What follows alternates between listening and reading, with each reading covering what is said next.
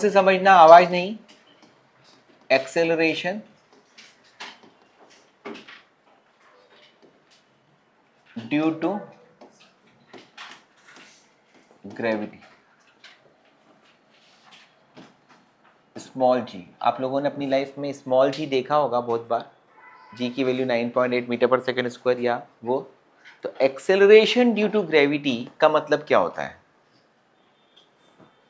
ये हमारी अर्थ, इसको हम ऑलमोस्ट स्फेरिकल मानते हैं। इसका मास है कैपिटल एम, इसकी रेडियस है कैपिटल आर, इसकी डेंसिटी यूनिफॉर्म कंपोजिशन मानते हुए रो है, यूनिफॉर्म कंपोजिशन मानते हुए रो है।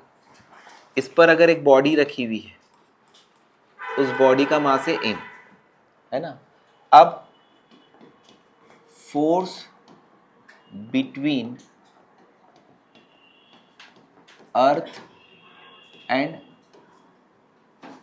Body A, force between earth and body A, ये किसके बराबर होगा?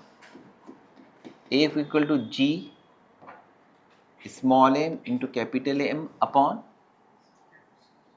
कैपिटल आर स्क्वायर, क्योंकि ये बॉडी का साइज अर्थ के कंपैरिजन में क्या है, बहुत स्मॉल है।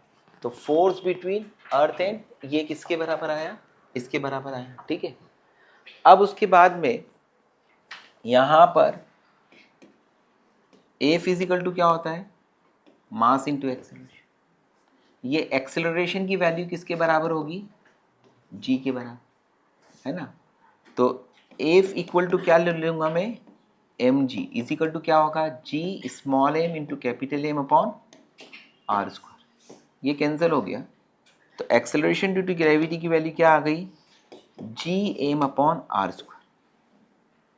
तो what do you mean by acceleration due to gravity? Acceleration due to gravity की डेफिनेशन होगी the force with which earth attracts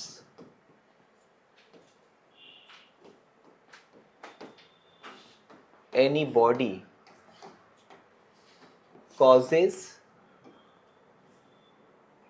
acceleration in it. That acceleration is known as acceleration due to gravity. समझ में? That acceleration is known as acceleration due to gravity. तो acceleration due to gravity इसके लिए formula क्या है? G यानी क्या?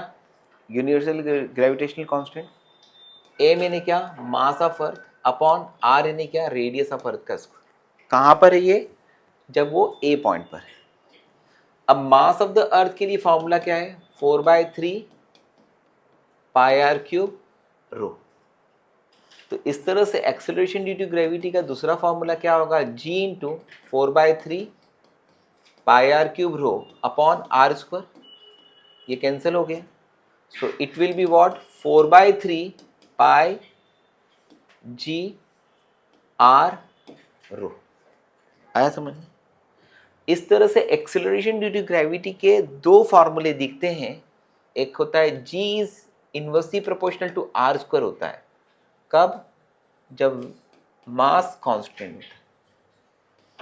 Okay, G किसके इनवर्सली प्रोपोर्शनल होगा? आर के, यानी रेडियस ऑफ अर्थ को बढ़ाएंगे तो G की वैल्यू कम होगी। और G is directly proportional to r बी बेटा।